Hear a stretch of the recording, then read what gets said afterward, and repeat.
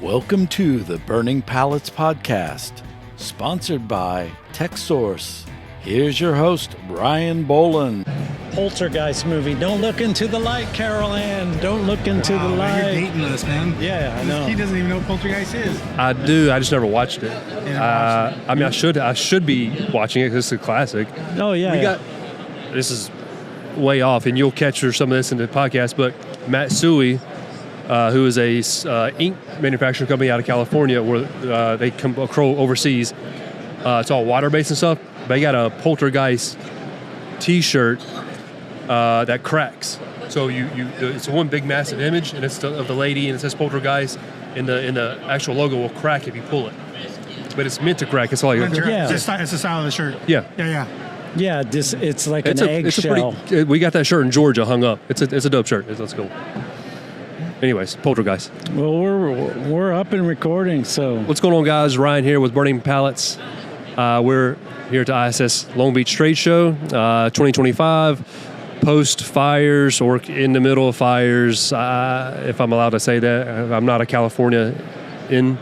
There's probably some fires going on somewhere. I heard another one sparked up yesterday. Yes. There's fires always. But this is Impressions, right? Yeah, the ISS Impressions Trade Show. We're in the CCI booth. They're hosting our Burning Pallets podcast.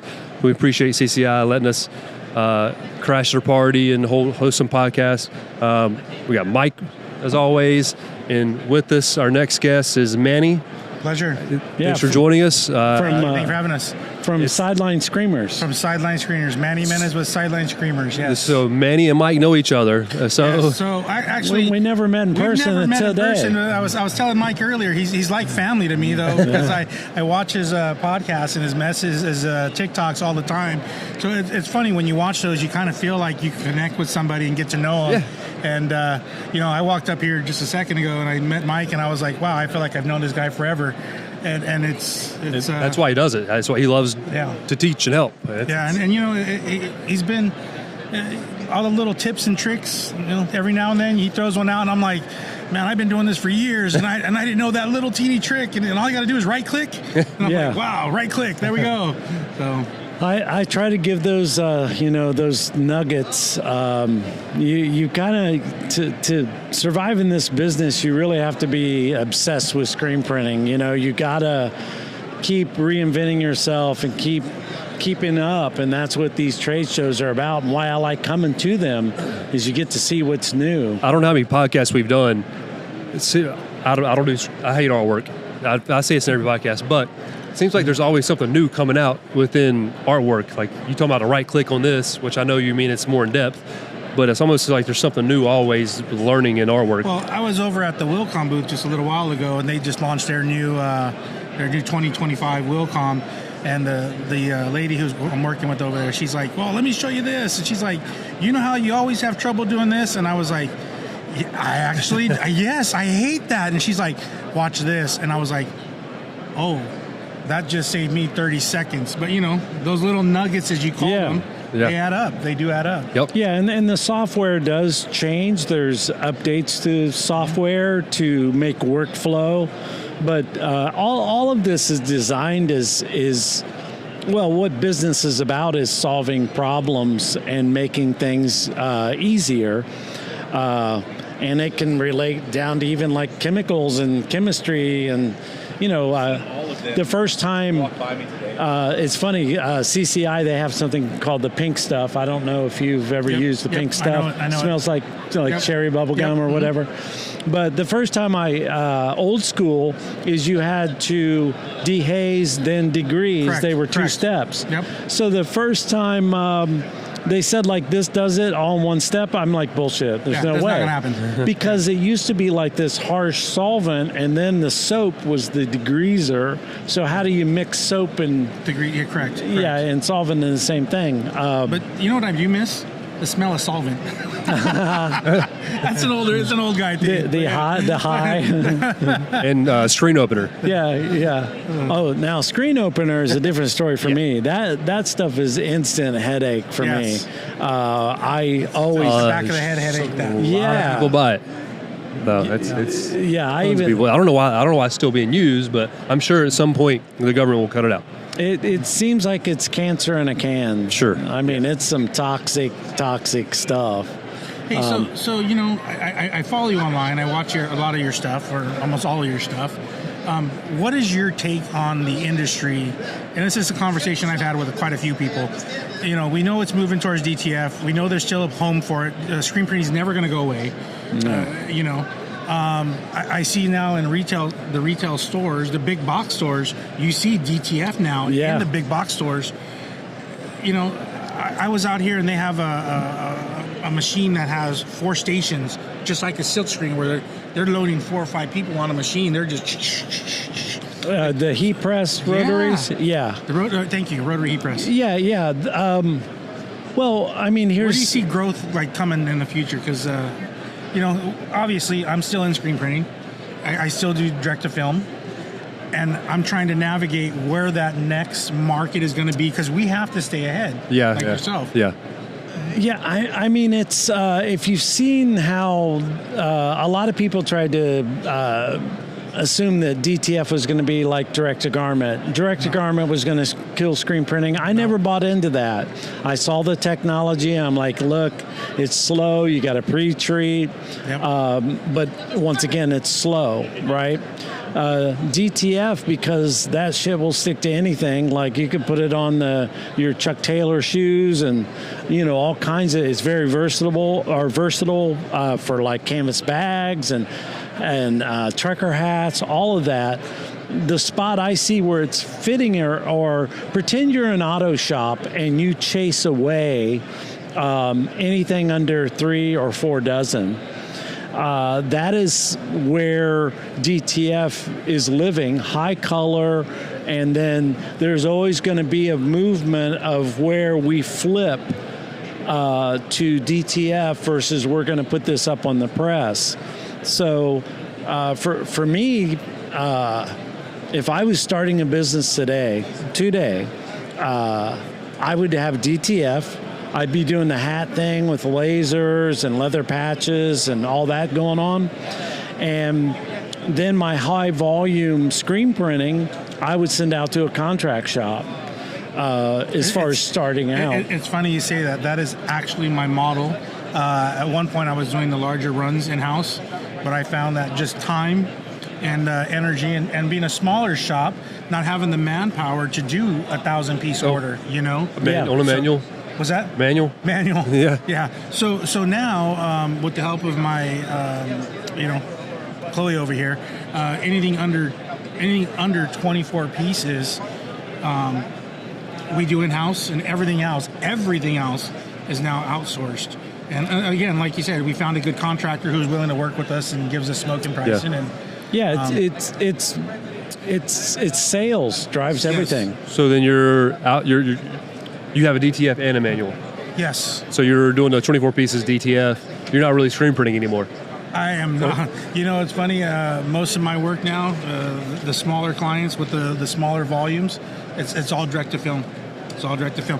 But you still get those big, large orders with a couple hundred pieces, and you throw them on the silk screen, and It's sometimes good to just change it up every now and again to get back on the press. The cost-wise for large volume, it's more cost-effective to go to a silk screen for a single color, 1 or 2 color job versus a direct-to-film job. So it's in the industry, like the big players, they would always call that the flip.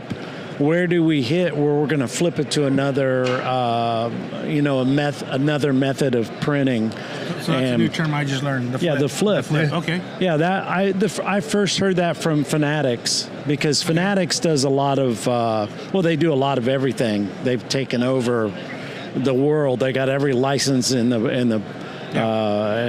world. Industry, sports industry. And they were doing direct-to-garment like that, and then when they reached a certain volume, it would flip to screen printing, because nobody wants to set up and do a dozen Blackhawks onesies, on a auto press or manual print, 10, 11, 12 colors.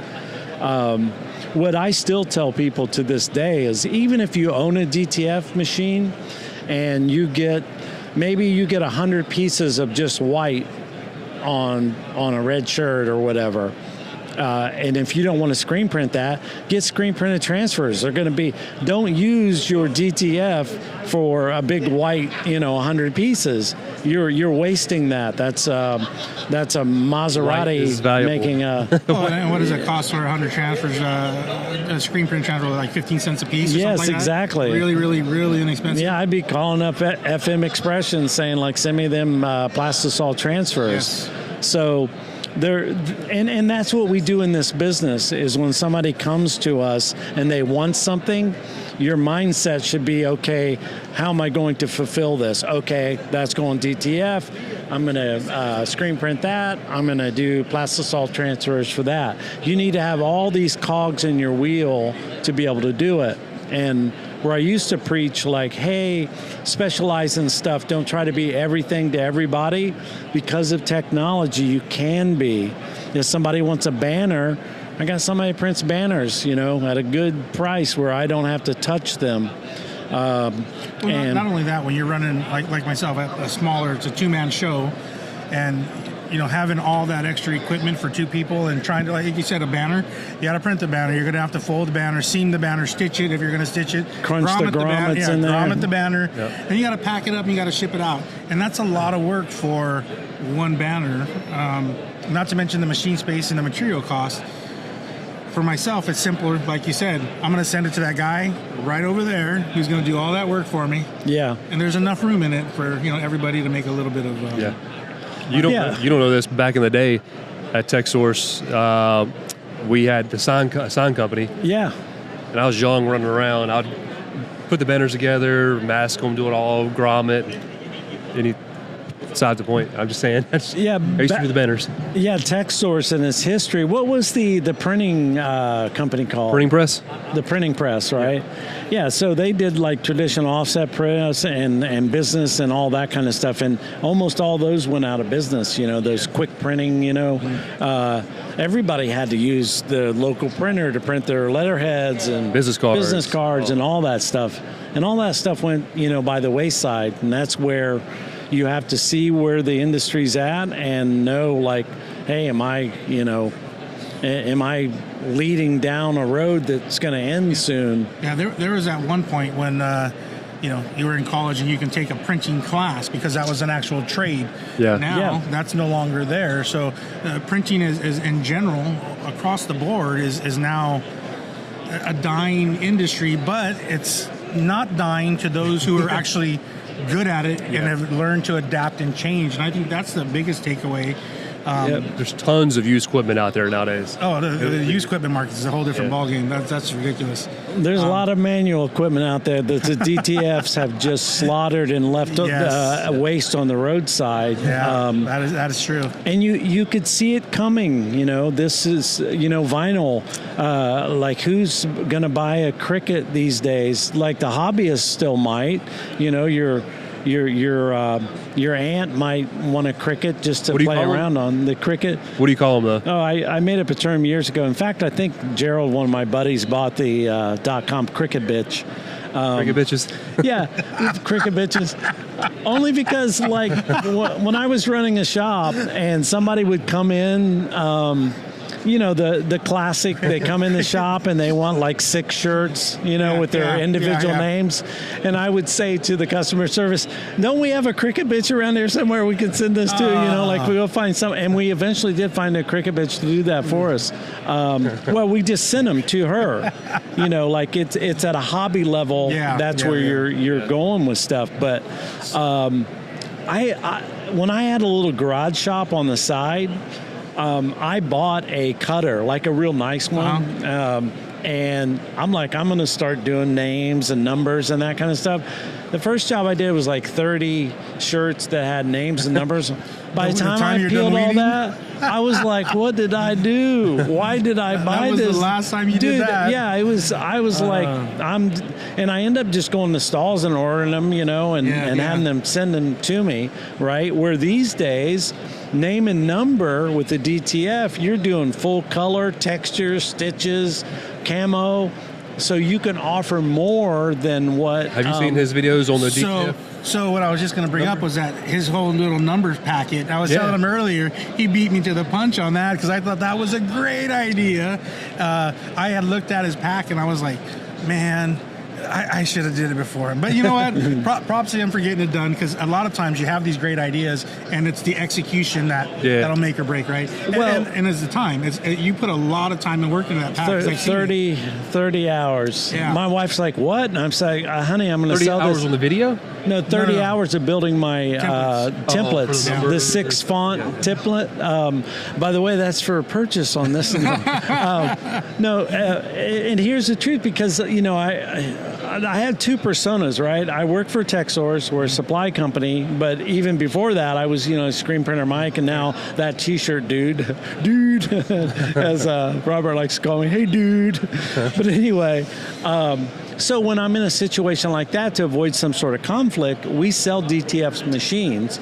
So when somebody buys from Texsource, I just give them the thing that I'm selling, you know, personally, because I want them to succeed, and I know this is a perfect thing for that. So I throw in the 10 world's best distress package, you know, too. By the way, if you haven't seen that number pack, it's actually pretty cool. It is pretty. Coming from a guy who makes number packs, his is cooler than mine, though. It was pretty cool. I mean, I would never. Obviously, if I was in DTF day in and day out, or that type of side of the business day in and day out, I might have that mindset. But then when I saw it, it was nice, pretty cool looking. Well, screen printers run away from those little team sport things because they take so much time. They do take a lot of time. But with DTF, I mean, it really. You can run your whole business off of team sports just by itself. Oh, yeah, because transfers love sticking to polyester. Yep, that plastic, boom, it's just on there forever, you know. So I don't know if I would ever screen print 100% polyester ever for the rest of my life. Dude, I mean, because you know what it's like. It bleeds, you know, it's a pain. But DTF, full color, it just becomes part of the shirt, and so super thin with DTF. Right, so it's a win-win. So your original question was, where do you see the industry? So the growth of this industry, I think, like for me, when I see DTF, one, the machines are getting faster, which is great. They're still really pricey. I noticed a lot of smaller shakers now out there, but I see the fight is still, there's still that struggle, but you call it the flip. I see that gap is getting smaller and smaller. A 24-piece run, you would still do DTF, but now you're looking at, I've taken in small jobs and went, I would normally screen print this, but it's at that break point. Yeah, every company decides, you know, like some of our customers have bought DTF, they're saying, like, now I'm making up reasons why I'm using the DTF, right? Yeah. Just because of thinking of all the other processes we got to go through to set up for screen printing. So there's that. But opportunities, if you go into a shop and say, well, how many colors is it? That's what you always say to a screen printer. Now you're not even thinking of that. And once the cat's out of the bag, you have DTF, then everybody's brother's going to come in to do their rest in peace shirts and their bachelorette, you know. So there's a huge market. I did about a 60-piece order of those last week, and I had never thought to do those in the past. What was the rest in peace shirts? Like, really? 60. Yeah, I never. That's a market I don't want to be in. But when they came to me, I was like, why not? I don't know if I would want to, if mom, dad, whoever passed, I don't know if I'd want to have a T-shirt memorializing them, maybe. I guess I see it, but I don't know if I personally. Yeah, it's usually, you know, it isn't like grandma, right? Yeah. It's usually like somebody died before their time. Okay, yeah. And, that makes sense. People are trying to, you know, band together. And that part makes sense. We actually did some Texsource. Robin, somebody reached out to Robin one time. Really? And needed something really quick. And we might have, that was before we sold DTF, and I said, like, hey, order these DTF. So Robin did it as a favor to somebody that needed something really quick.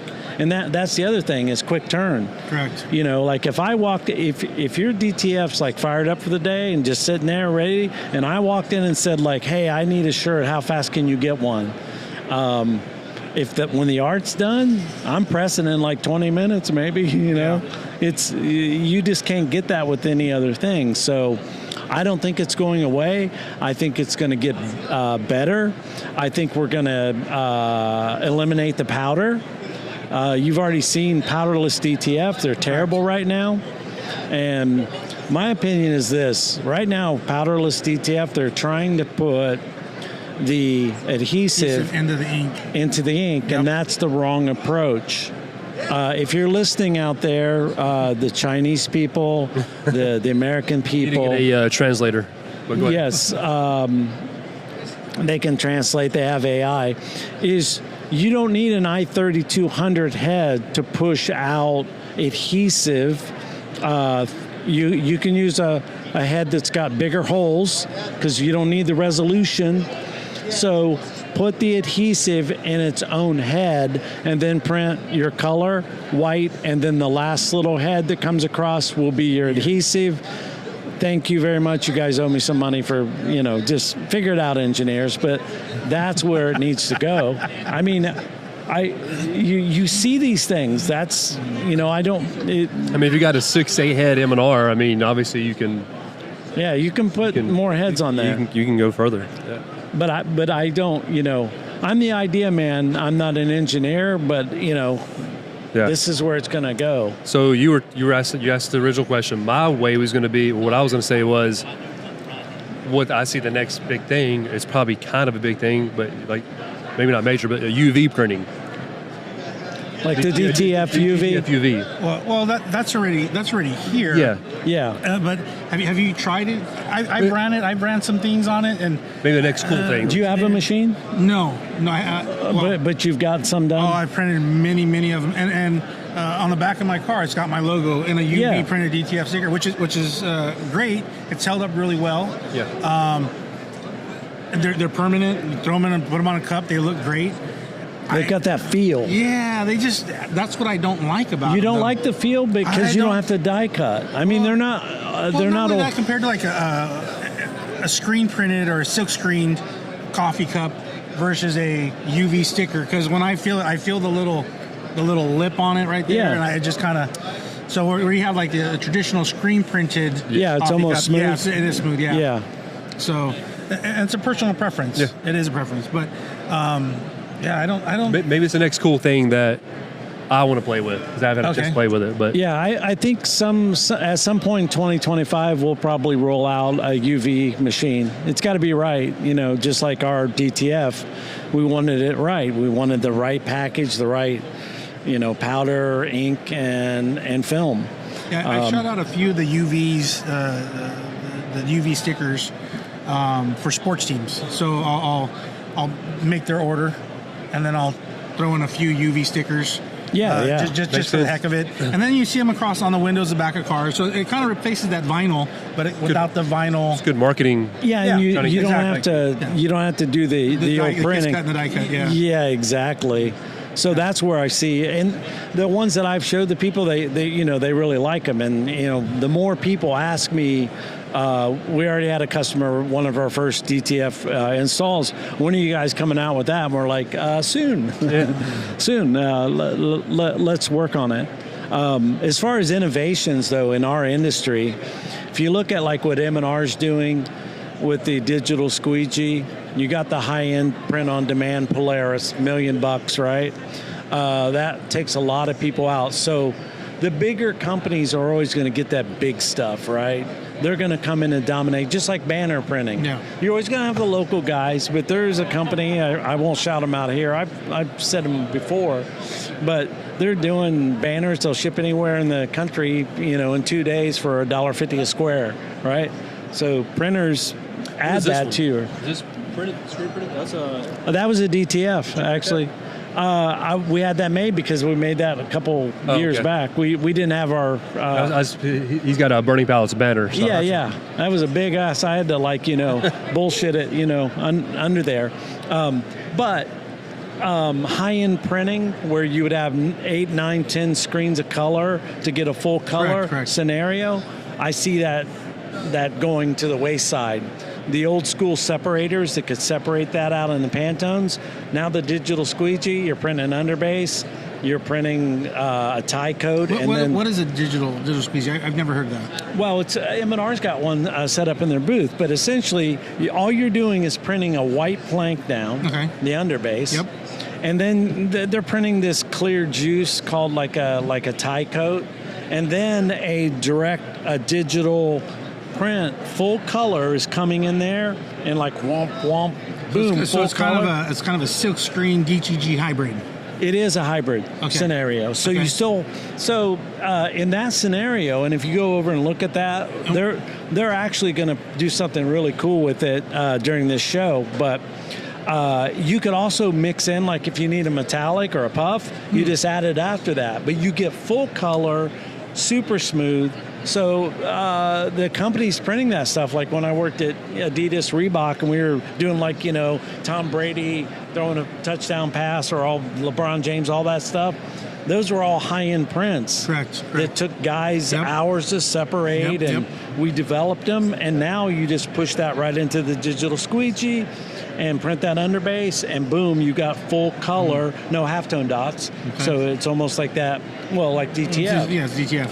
Yeah, and they're doing a variable data model where it's just a big square. They can add the names and then personalization to it. Well, what they're doing here is they're taking people's picture, and it's going to be in a frame, and so every shirt's going to be a different print. But the underbase has got to be the same, right? Correct. So Adidas started doing that, where you have the underbase of the 3-stripe, but then every shirt could be like leopard or lizard skin because of the variable data. Correct. So I see that sort of killing off the high-end, printing, the digital squeegee, and it's worthy of setting up for like 250 pieces because you're only setting up, a couple screens, 2 or 3 screens. How's the speed on that? That's got to be slow though with all those processes. That thing, it'll hammer out. It is fast. Yeah, it'll hammer out. Wow. Yeah, the head is so big on that. Yeah. When you watch it, it's like womp womp womp next. Wow. Yeah. I mean, it's impressive. That's why I'm here, is to see it and learn that kind of stuff. So. Yeah. It's cool. It's a cool piece of machinery. But it's water base down. The print on top is water based. And then there's different variables you can use for your base. You could use like a stretch blockers, stretch whites. Dye blocker. But essentially, all of that high-end separation. Basically, 2 screens, you're digital and done. Yeah, that's an art form though. Separators finding a good set. They're going to die off. It's just a lost art now. You still got to separate it. How are they going to die off? Well, because think about it in the past where I needed to do, like I said, like the Tom Brady or the full color. Yeah.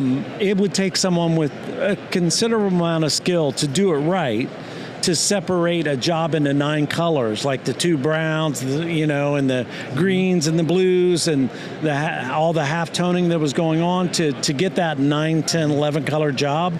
Where now you print white and the digital just prints right over the top. And you see just your DPI. What they have DPI versus a screen printing, you're at like 72 DPI versus that's probably hitting 300, like because it's digitally printed. Is what I'm assuming? Yeah, it's right up there with all the other heads. Yeah. I'm sure it's probably still the i3200 heads, but it's impressive. It's high dollar, so. Where we have a moment in time where the entry point for getting into garment embellishment, it's easier to get into it more than ever with DTF and, just getting into it. It all boils down to the sales in the end, really. Yeah. It's like who can you reach and how you serve your customers. Those people are going to survive, I think. So when we first introduced you, you guys kind of knew each other, but I don't know where... You're a screen printer, where you're from, all that type of deal. So I'm out of Buena Park, California. My border right to Cypress, California, which I'm about 2 minutes from Cypress College, 3 minutes to Cypress High School. So I'm not too far from Long Beach. I'm about a 20-minute drive from here. I met Mike officially for the first time today. Yeah. I sent him a few messages in the past year thanking him for the stuff that he produces. Did we the work content. on any, did you ever send me any art? No. Okay. You know what? I've been doing this since I was 14. Yeah. Went to college. Was a graphic designer before it was even called graphic design. So when I went to college, this is how I'm dating myself. When I went to college, they didn't even have graphic arts. There was no such thing as graphic arts. You just had art. Yeah. So, this I mentioned earlier, like Photoshop version 1.0. The little 6-bit icon, the little really pixelated one. But no, I do silk screen, direct to film, embroidery, vinyl banners. Background is done just about every kind of printing you can imagine. Worked for big corporations like Disney, MGM, Nike. Like you said, you worked in Adidas. Like, you take in 20, 30 years plus, you take a lot of paths in printing. So, but I've done it all: packaging, labels. So you're one of the ones who got into it and never left. Every podcast, everybody gets into it, they never ever. You can't get out. You can't get out. It's it's my favorite piece. Maybe you can jump in on this. My favorite thing is when you're out there in the marketplace. Like, let's say you go to a Target or you're at a store and you're like, "I did that. Yes, I did that." And then you tell your kid, and they're like, "Yeah, so what?" Or you go tell them, go fill that shirt. Let's go fill. Yeah, go fill that shirt. Or your wife's like, "Stop looking at her chest." You're like, "It's the screen print, honey. It's the screen print." True story. That's totally happened. Or you're touching stuff, right? Wait, the screen print that she was wearing on the shirt? No. Oh, okay. No, not you. Don't touch a human. That would have been a lot cooler. You don't story. touch a human wearing a screen print, right? Without asking permission. May I touch you? No. And my wife is like so over. I remember sitting in Kohl's, and I was looking at a high-end print that was screen printed because I could see the halftones, and there's a whole rack of them from small to 2X, and it was like that. You looked at the large rack. I was looking at the larger rack, so here they are lined up, and the design was like a Christmas story, like you're going to put your eye out, the kid and all that. Red Ryder BB gun. And so I looked at the smalls, and you always run the smalls first, all the way up to the extra larges. You start in that order. I say to my wife, I said, "Look, see how good this print looks? Let's go look at the 2Xs. I guarantee you they're going to be terrible." Correct. We go down the 2Xs. The people look like they had sunburns, all that dot gain and the heat, and it was just terrible. Changes over the run. At the beginning at the print, right? And I just know how these, if you're printing for Kohl's or a place like that, they don't pay you nothing. And it's just wham, bam. It's turn and burn. Yeah, Turn get them and burn. out. Yep. And they're always terrible. And it was so predictable. But yeah, we're different creatures out in public. We're looking at things and He's looking at large racks again. Just to reiterate, he was looking at large racks. Yes. Mike's got a problem.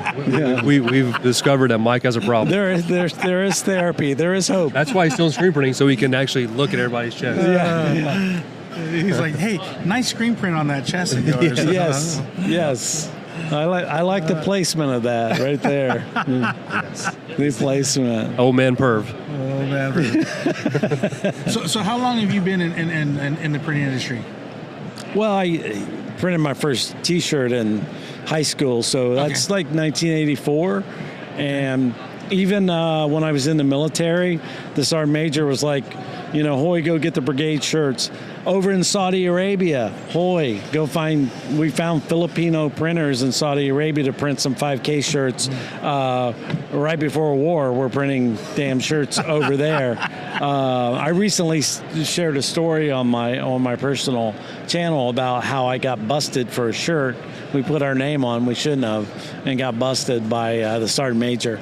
But yeah, you can't get away from it. I tried to, but you can't. I always say I bleed CMYK. I bleed CMYK. So if you cut me, it just comes out CMYK. Yeah, but I think people like it because it's always changing. New design, new customer. You don't get artwork. Yeah. And artwork. I'm a fan of artwork. I love the way artwork changes. I love the styles of artwork. Like right now, I notice a lot of '70s retro style, the surf genre, what the sunset gradient seems to be hitting a lot of markets, and it's Christmas time, or well, not it used to be. It's not Christmas time anymore, but. I love artwork is what I like, and I like looking at it because it allows you still to play with it and be a part of it, but you don't have to be great at it. Yeah. Yeah, know? California has a great history of all of these cool brands, like the Santa Cruz, the Hand, you know the Hand. Yeah, I know the Hand. And Vans and all of these cool, and that stuff would eventually get to where I was, like the Midwest. You got New York on one side, California. And so seeing those trends, every time I would travel, I'd go see what they were selling and then bring that shit back to the Midwest, like early, right? Because it's just, it's a hotbed for art and what's happening. The cool shit happens in California. That's why I like coming out here. It's. Vans was actually, they had their corporate office in Cypress, California, which is where I'm at. And they were about a 3-minute drive for me. And just so you know, Vans, you didn't hire me, but I was a damn good artist. And now they moved out to Irvine or Costa Mesa area. But yeah, and just in case, I'm a hardcore Vans fan. I do the checks, not stripes. And if you're a Vans follower, you'll know. I don't do the stripe Vans. It's always checks. So that was just a random fact.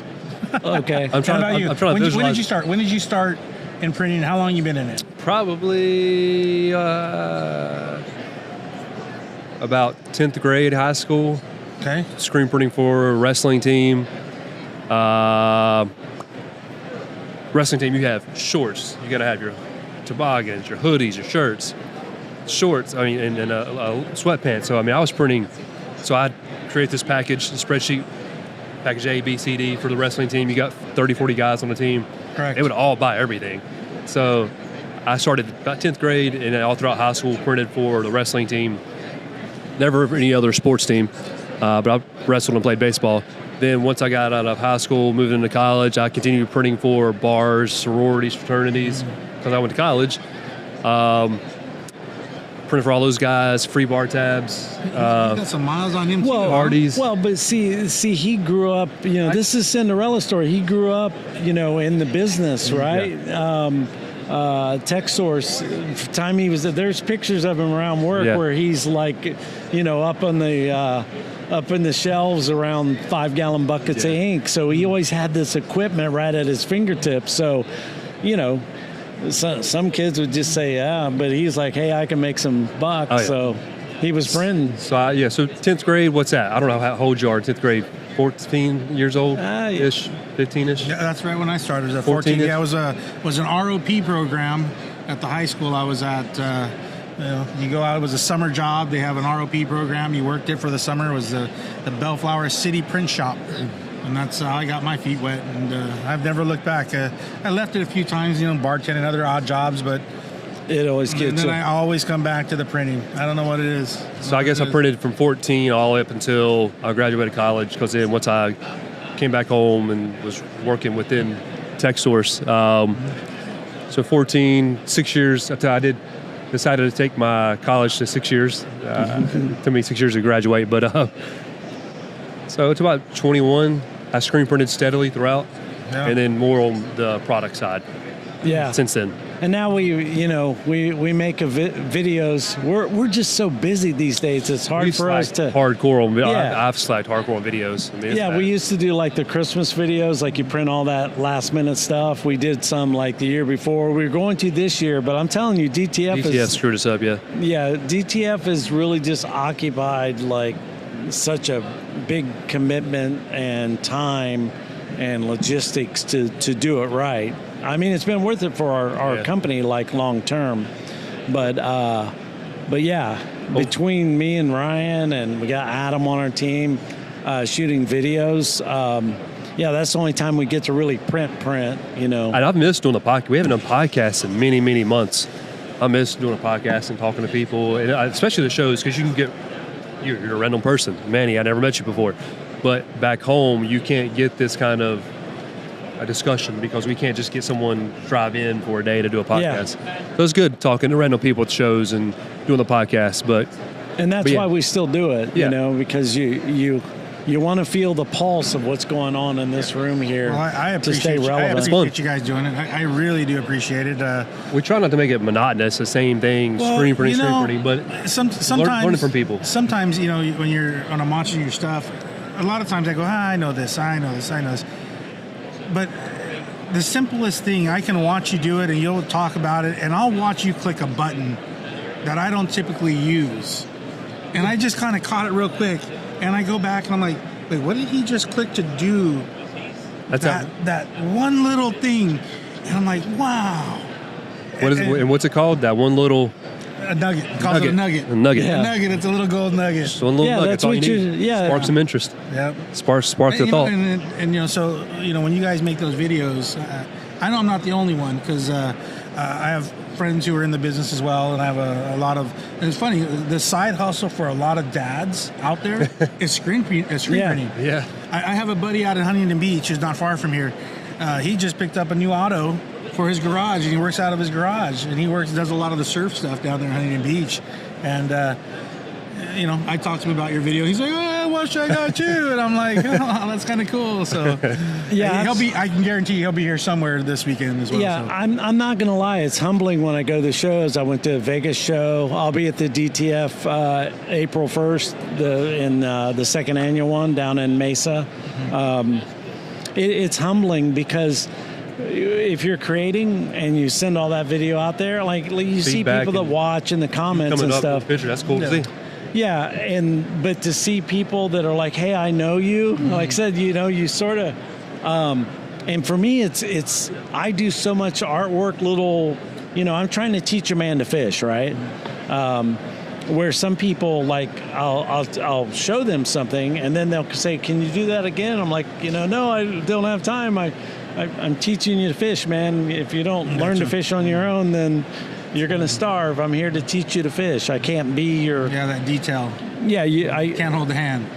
Yeah. You can just lead them down the path. Yeah, exactly. You got to watch your own And step, most though. people are, grateful and like, hey, but yeah.